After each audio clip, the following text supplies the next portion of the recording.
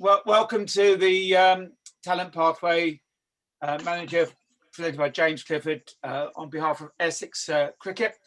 Can I just ask everybody to keep your mics muted? We've got 89 at the moment and people still joining us. So if you could actually keep your mic muted, there may be an opportunity at the end to ask some questions, but that'll help everybody's feedback issues. Please use the chat box. We will be using that at the end of the session for questions. And the final thing is this webinar, as it says, that is being recorded. So you're in for a real treat tonight. I've looked at the slides already. There's a really good set of slides, and we're delighted to welcome James to this one. So over to you, James. Perfect. Thanks, Phil. Evening, everyone. Thanks for your time. Firstly, apologies, for some reason my camera isn't working, so you'll just have to bear with the slides today. But say, Phil mentioned kind of there'll be information on the pathway, but we'll also have kind of information on Essex's key principles. So what we're looking for in an Essex cricketer, really. So hopefully it will be quite an insightful presentation that will give you some information and things to work on and things that we look out for in the pathway. If we just we start with at the very bottom of the pathway with the Eagle's Nest and the primary development group. So nomination forms are sent out to clubs and schools to get players to come into the get players' names. So we have a pool of players in the nominations list, and then players who are nominated for the Eagle's Nest. So that would be 9s and 10s. They can attend various camps that run through the summer, through the winter and the summer. And then it gives us a chance to kind of ID players, and any players that impress at the Eagle's Nest then run through to the primary development group sessions. So here you have kind of summer training group sessions, and also towards the back end of that season you have primary development group festivals. So what we've got at the moment is we're looking to try and sort some festivals with Cambridge and Suffolk. So there's more of a chance for lads who have been pressing on the nest, as I said, to kind of come through the pathway and participate in these festivals in the back end of the summer. But then if we move on to the under 11s age group, exactly the same trial process happens. So trials nominations go to schools and clubs, and they nominate under 10s who they deem good enough for district cricket. Districts then run their under 11s trials, and then they select their squad, and they have a summer training and playing program throughout the summer, where you get your 5 districts. They all play against each other, and then us as a county, our talent ID will be at those district games. Selecting what we call the area squads for the under 11. So we've got 2 area squads, Wade and Gould. So if you're selected in the area squads, you then get offered a programme late August. So that includes, again, playing against your minor counties, playing inter-squad games against Wade and Gould, playing festivals. And then from that under 11s that have been selected in the area squads, they then run through into the winter and to be part of the under 12s. So as I mentioned, the 2 area squads picked at the back end of the under 11 season, then train in the winter and the summer for the under 12. So roughly we have about 32 players for that, and we offer kind of a winter training program and then a summer training program and playing program. So in a normal year, would have kind of in the winter, you'd look to have 10 2-to-1s. So we have 4 coaches that work hourly slots. We get 2 kids and we work with them in an hour session, almost giving them as close to kind of a 1-to-1 experience as possible. So the lads in that age group get quite a good amount of contact time, and then the back end of the winter, the next 10 sessions, they go back into their groups, so back into their Wade and Gould groups, where they'll train for 2 hours each every Sunday. And then following on into the summer program, Wade and Gould, they'll play against each other. So you'll have probably about 4 inter-squad games. So that gives, again, the lads to show their talent, express themselves in those games, and then players who have impressed in those 4 games obviously those 4 games, along with the training program in the winter and training that we put on in the summer, they're then selected for the final squad. So final squad here will be selected in kind of late July, August, and that's really when players officially represent Essex for the first time. So there will be probably about 16 or so players that get selected in this, and then they'll play various different counties. Hopefully looking to go to rugby school, have a 3-day festival there, and then they then will progress from that under 12s into the under 13s going forward for the following year. Important thing to mention here is the say half the squad, half of the 32 get cut.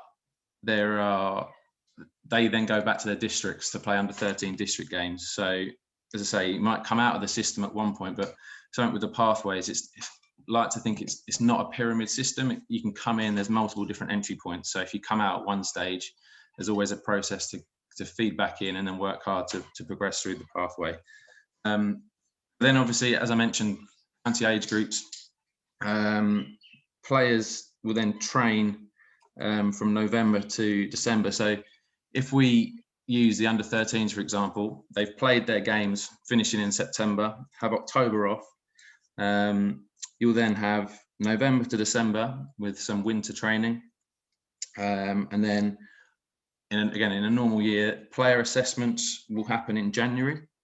So then from the assessments, the final squad is picked from February to December, and they'll train and play that whole year going forward. So obviously we got the 4 age groups: under 13s, under 15s, under 14s, under 15s, and then the under 18s is made up of 16s, 17s, and 18s. So quite a big age group with the 18s especially.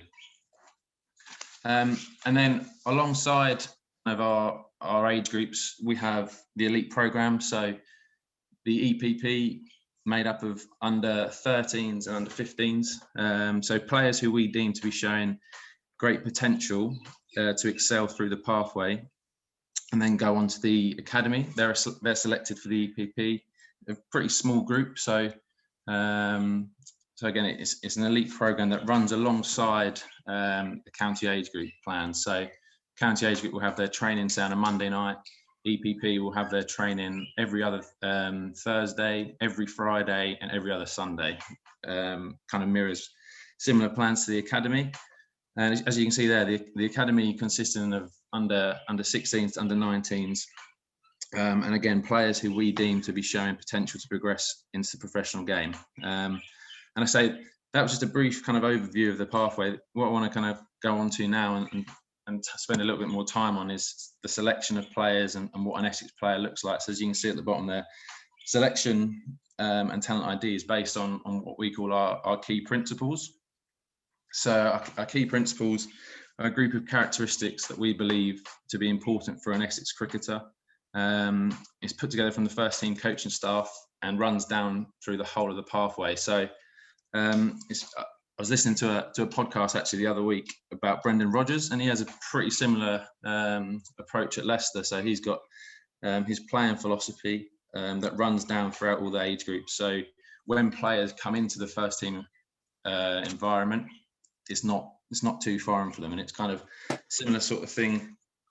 I think that we're trying to do here is have a simple kind of set of kind of characteristics and principles for the players to have and progress through the system into the first team. So then when they get there, they're not too, it's not too much of a foreign experience really. So the aims and objectives of the key principles I've briefly touched on before, but we want to be able to help and identify and develop the next generation of players for a framework that's easy to understand for all. I think good thing with the key principles, which again we'll go on to in further detail, but it's areas to develop the player by all means, but also the person. So it's not just looking at singly just at a cricket's perspective, it's looking at kind of the whole rounded person in general. So we want to become the leading, most respected county age group in the country, develop the most skillful, tactically astute, athletic, and mentally robust players. We want to have an oversupply of players that are talented and skilled enough for the academy and EPP. So kind of making our jobs as coaches in selection pretty difficult by having a big group of people to pick from. Develop players that have first 11 behaviours and develop match winners. So key principles are broken down into their disciplines. So fast bowling, key principles first. So obviously, number one, you want to be a wicket taker. Have the potential to bowl with genuine pace. Has exceptional control of the areas they're looking to bowl. Generates excessive bounce. Has the ability to consistently move the ball late through the air and off the pitch. And in the modern game, you've got to be effective in all three formats. So kind of want to briefly mention a few of these points and also link them to what I've seen coming through the system, and link them to kind of the professional bowlers that we have on the staff in the first team. So we talk about pace and accuracy first. If you're looking at someone like Jamie Porter and Sam Cook, they are relentless in their accuracy. They are constantly asking the batsman challenges, always around kind of the off stump. Never really giving the batsman many freebies to kind of relieve the pressure. So they're a brilliant example of bowlers that can bowl with exceptional control, but they also have the ability to swing the ball, to move the ball off the pitch.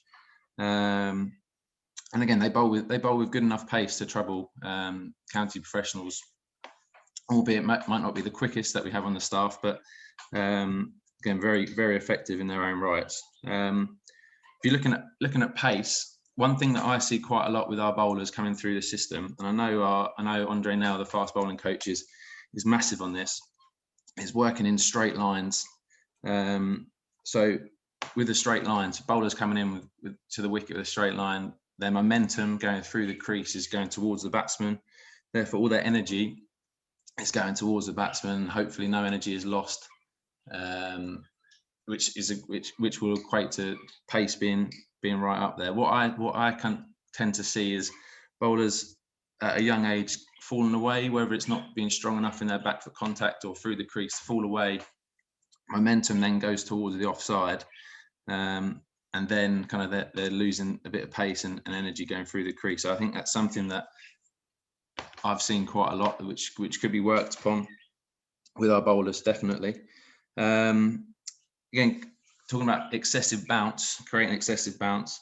If you're a tall lad like Quinn here, definitely got to utilize your height, and making sure that, say you bowl a bouncer, your follow-up ball is so important. If you bowl a short ball, that follow-up ball is more likely to get the wicket because you're in the batsman's head. They're thinking about kind of the short ball. They might not be as comfortable to get forward. But what we see quite a lot of is guys might bowl their short ball, but they're not bowling their follow-up ball with the same energy, the same intensity. So definitely areas where you want to be creating excessive bounce from your short ball, but also can you really bowl that heavy length into the pitch to try and get that excessive bounce when you're bowling your good lengths rather than just short.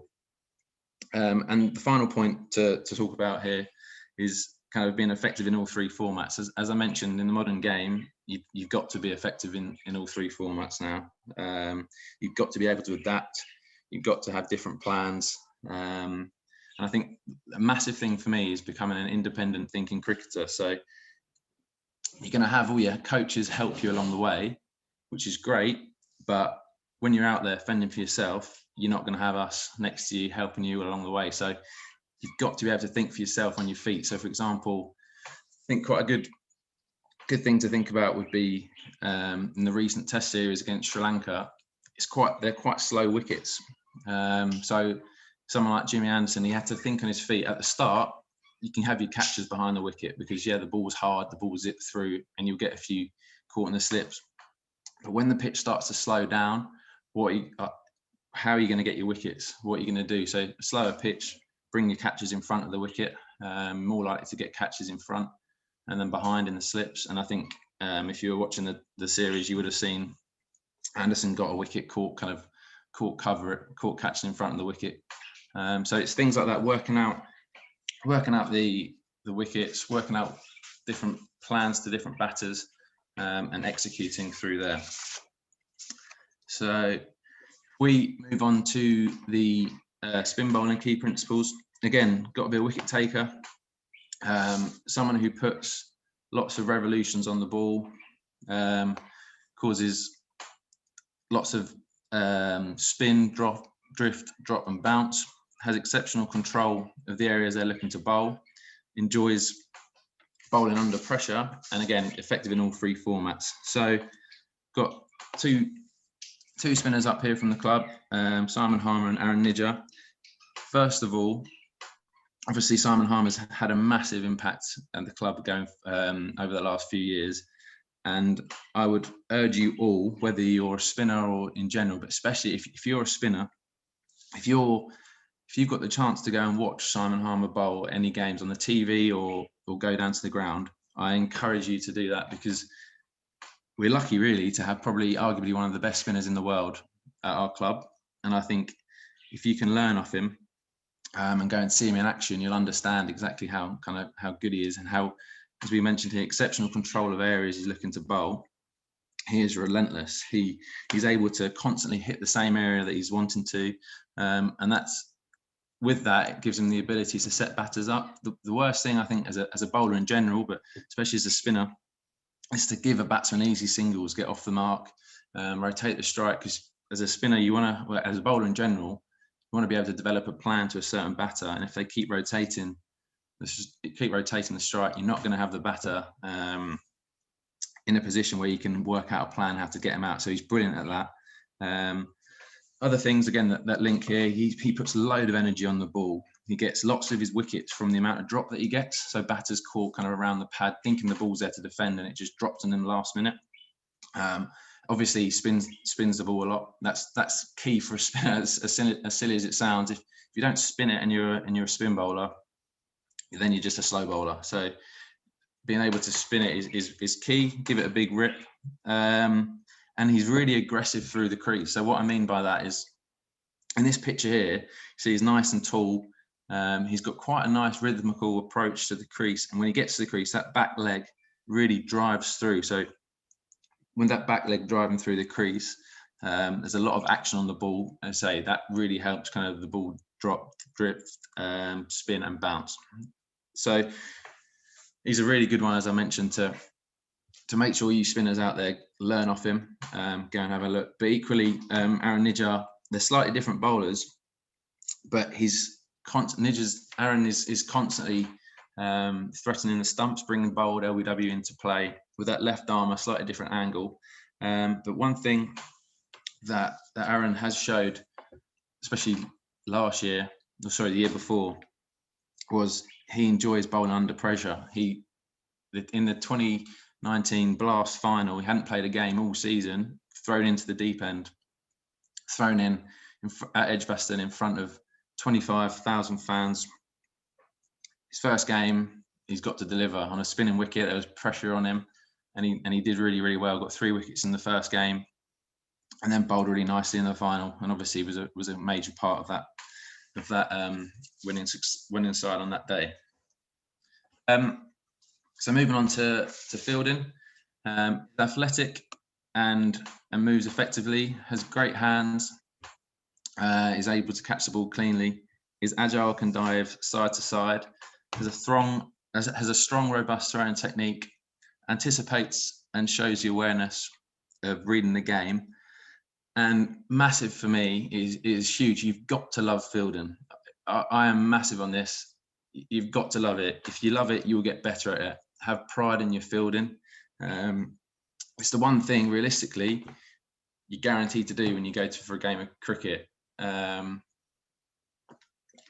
If your batters, your opening batters could bat all day, your opening bowlers could get all the wickets.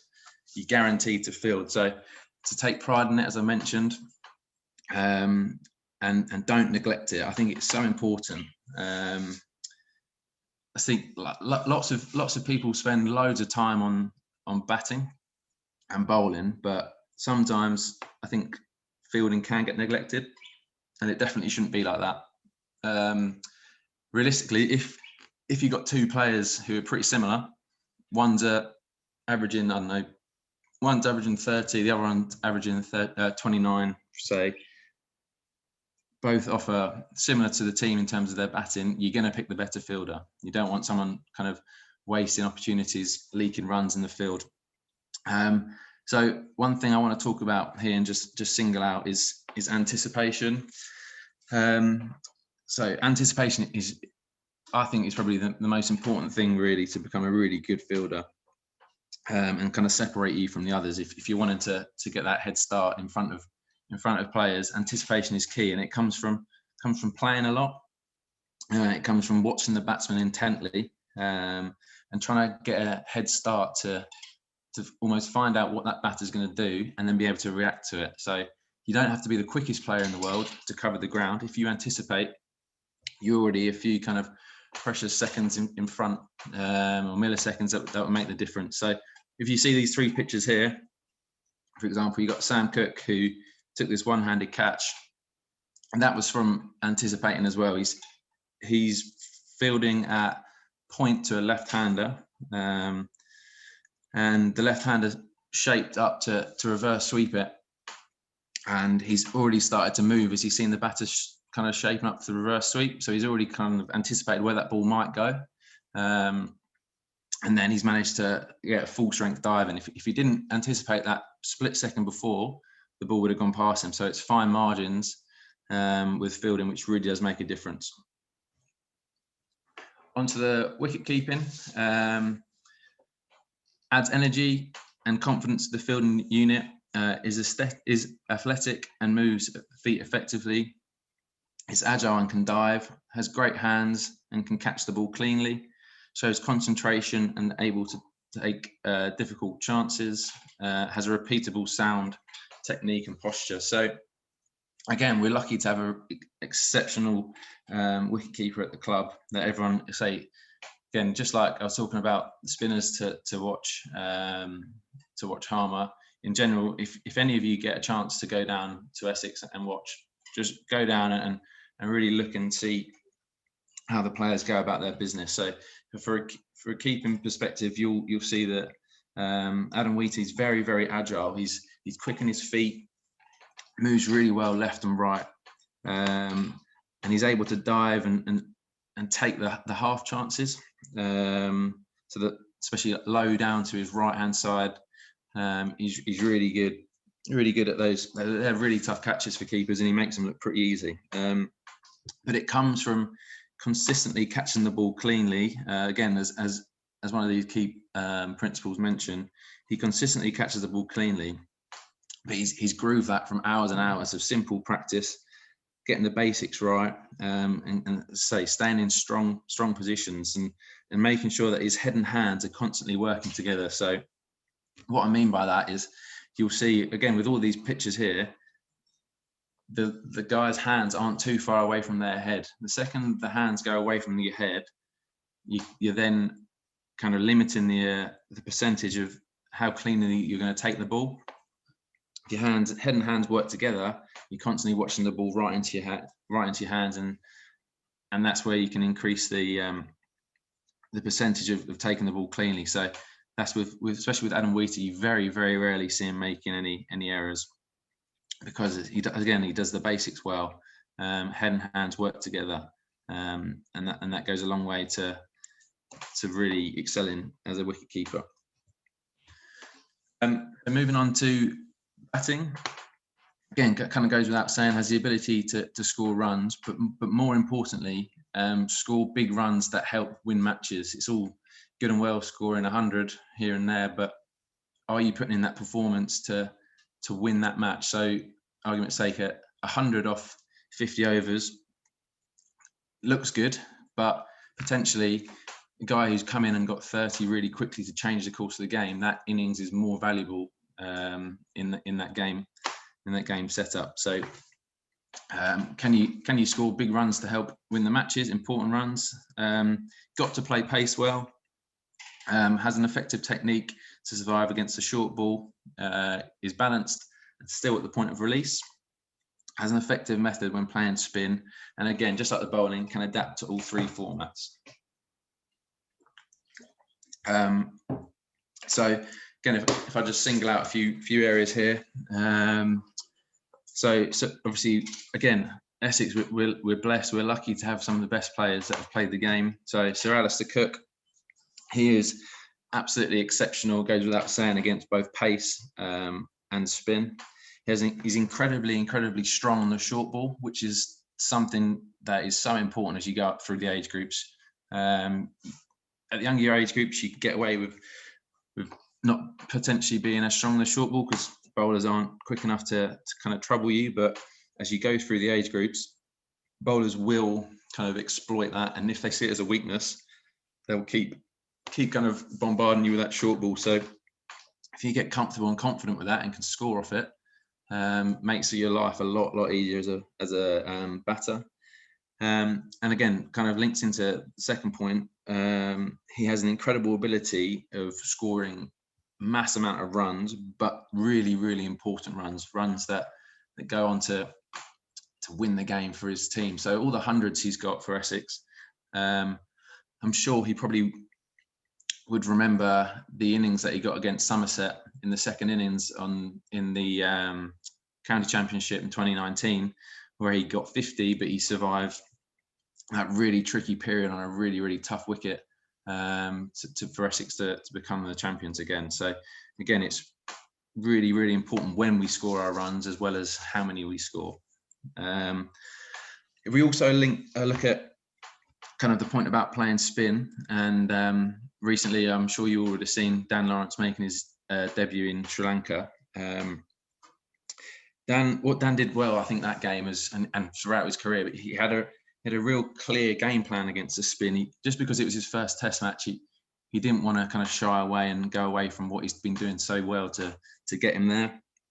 He showed really good intent to score and was quick on his feet, and he picked length really well, which I think that's probably one of the most important points to playing spin well.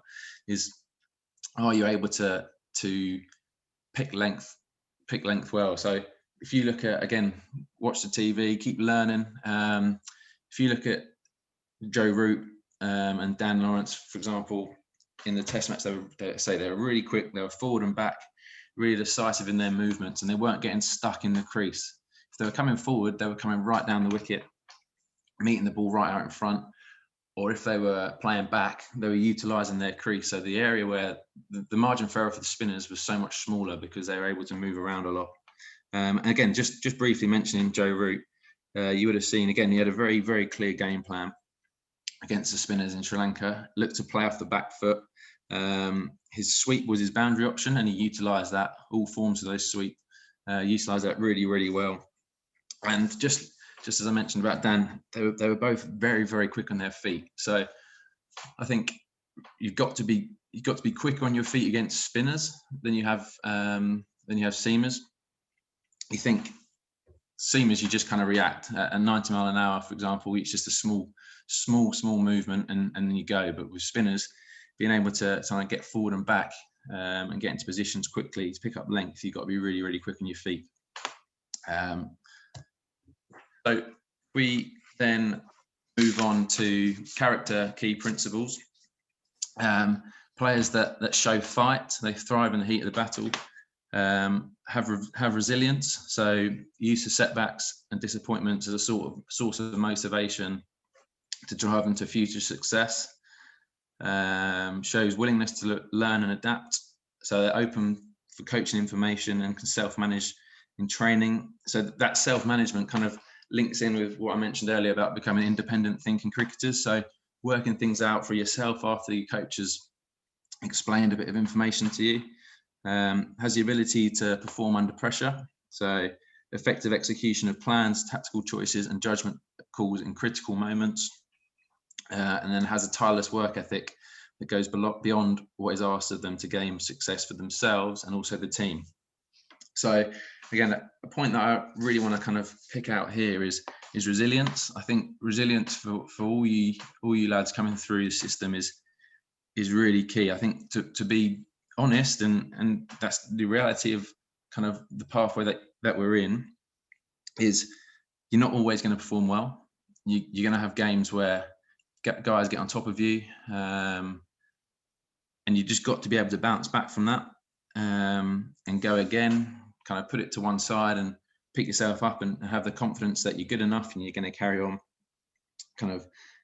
to make a difference in the next game. But also say in the environment that we're all in, is realistically a small percentage will make it as professional cricketers. You're going to be told no at some point. Potentially you're going to be told no.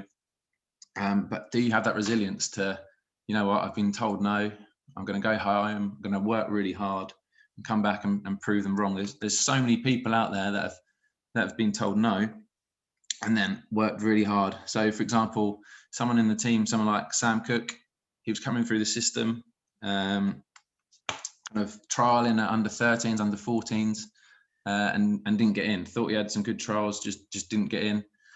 But that didn't kind of stop him. He still had the resilience to go home, work on his game, and then he got in under 15s and kind of has progressed from there. So as I mentioned earlier, with the pathway, if you're in at some point and you come out, it's not the end of the world. There are different entry points, players come in at different stages, and I think someone like Jack Plom as well wasn't in at the very start, but has come in at a different stage and progressed through the ranks from there. So I think all these characters, key principles, were highlighted by the team in the 2019-2020 Blast campaign. So they showed a hell of a lot of fight and resilience, because they were struggling. They were not doing very well in the group, but they didn't give up. They carried on performing, learning from their mistakes, performed under real high pressure. Realistically, you could probably argue that towards the back end of the tournament, every game was a final for them. They had to win every single game to get through to finals day, or get through to the quarterfinals, and then obviously from then on, every game is a must win. So again, these key principles, I think, highlighted really well by the first team squad. Physical key principles is athletic, fast, strong, and agile. Has a strong base endurance to help concentration and technique under fatigue. Communicates effectively from the physio and sports medicine staff and support, and gets support if needed. Understands nutrition and how that can impact performance, and takes responsibility for injury prevention, rehab with support from a physio. So again, with cricket nowadays, just like got to be effective in all three formats, you have to be fit. It's a non-negotiable now. Take pride in your fitness. As I mentioned, take pride in it. Just like fielding, there's no real excuse not to be fit. Something that you got to do. Doesn't have to be a chore. You make exercise enjoyable. I bet at the moment everyone's probably loving exercise because it's able to get them out and about for an hour or so. For example, for Essex in the first team, when they do their yo-yo tests, their limit, that their kind of minimum standard is above what the ECB's minimum standard is. So I think the ECB, for example, on the yo-yo test, say that players should get to level 18.7. In the first team at Essex, they got to get another whole level above that, so they got to get to 19.7. So just again pushing themselves, kind of that extra few kind of percenters to become better cricketers, and obviously the success has been there over the past few seasons. So again, just to highlight a few areas,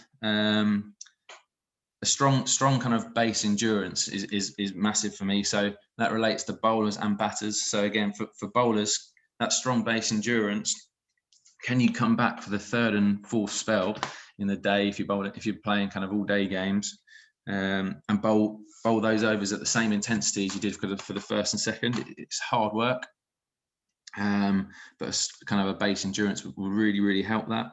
Again, with batters, concentration under fatigue. Can you concentrate for a long period of time batting? So again, touch on Joe Root because it's relevant and recent.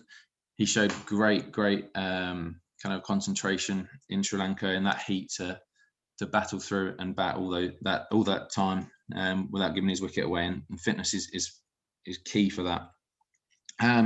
Communicating effectively with the physio and understanding the body, again, is quite important for me. As a cricketer, especially as a fast bowler and stuff, you're going to get the odd niggle. It's kind of understanding your body, what's a niggle or what's actually needs to be prevented, and when it needs to be prevented, making sure you're sensible about that. You say communicating with the coaches, with the physios. There's no point making an injury 10 times worse, but equally, can you play through that injury? Is that just a little niggle? So trying to understand your body from that perspective. Finally, from me on the physical side, is nutrition is so important to aid recovery and also improve performance. I think, again, just like your physical fitness stuff, take it seriously, take your nutrition seriously, especially kind of from last year. And if the season's going to look the same, probably not going to be having teas provided for you. So you've got to be in charge of bringing your own teas, but take that seriously, as I mentioned, but kind of enjoy it, experiment with different type of food rather than just having a last minute panic buy of like a meal deal and crisps or whatever it might be. Prepare the night before, prepare in the morning, and take that ownership on your nutrition. Because again, just like coming back kind of for your third and fourth spell as a bowler, if you're eating, say, like some chocolate bars and stuff, you've got a short burst of energy. But if you're eating some good foods, pastas, etc., you're then going to have that sustained kind of energy throughout the day. So really important we don't neglect that. Then personal development key principles.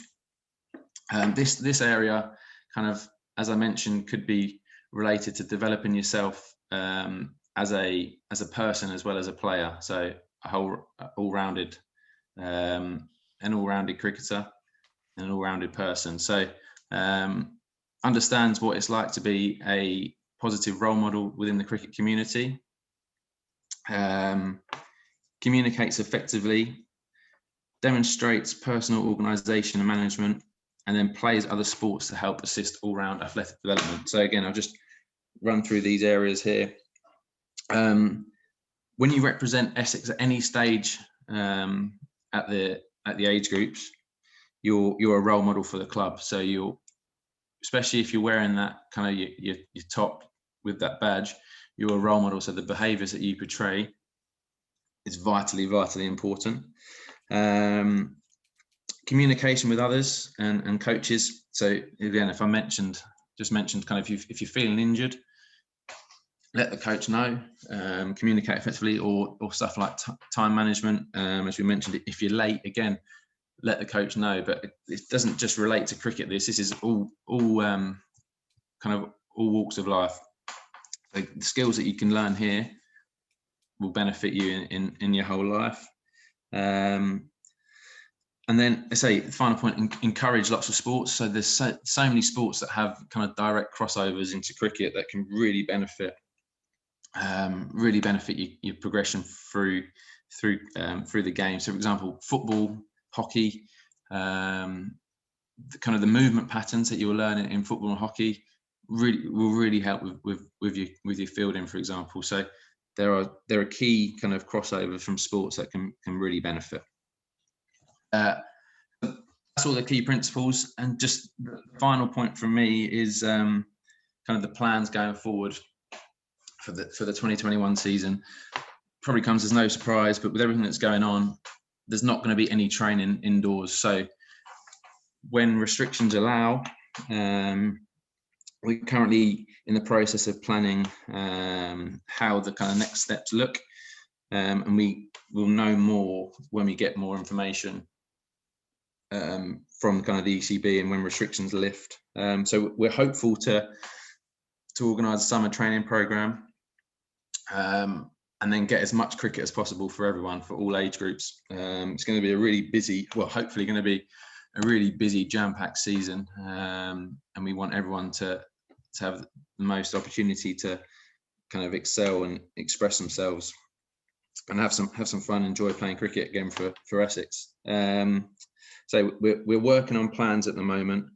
Some fixtures are already getting put in the list. So that's all looking positive. And as I mentioned, it probably will be a very, very busy season. So The only other point is in terms of like player assessments and trials, we're looking into this. We're looking into how we're going to be able to go around this, when the best dates will be, and how we can kind of best utilize this and how it will work. But again, we're very much governed at the moment with what we're allowed to, or kind of the restrictions that are in place, and inevitably there will be restrictions again in terms of like last year. As you remember, you can only have 30 players involved in the match or at a ground and training. I'm sure there will be kind of similar restrictions. So once we know more, they'll be able to get more information out to you guys.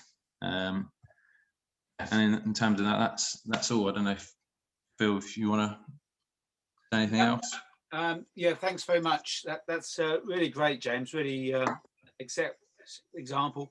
One of the questions we're often asked is, what is the foundation of Essex's success on the field over the last few years? And really, you've answered that this evening in terms of the work that you and Barry do, preparing youngsters in the right way. And as you said, it's difficult to work indoors at the moment, but certainly if people revisit the things you were talking about, character, about keeping in good physical shape and personal development, they are something that all parents and young people who are online tonight can actually address. I hope they take that really seriously.